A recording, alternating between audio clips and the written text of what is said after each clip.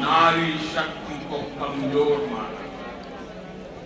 एक तो कांग्रेस ने लोकसभा और विधानसभा में महिलाओं को रिजर्वेशन देने वाला कानून वर्षों तक लटकाए रखा, लेकिन मोदी ने आप सभी बहनों को आपका हक देने की गारंटी दी और उस गारंटी को पूरा करके दिखाया।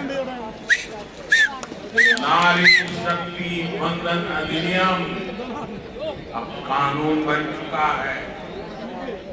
आपको याद होगा, जब तक देश में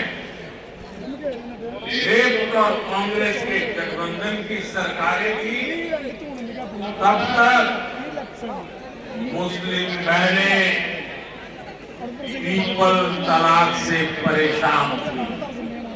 उनके व्यक्तित्व से सीखने को मिलता। केरला की मिट्टी, इस मिट्टी ने ऐसी अनेक संतानें देश को दी है, जिन्होंने भारत की बौद्धिक और सामाजिक चेतना को समृद्ध किया है। മോദി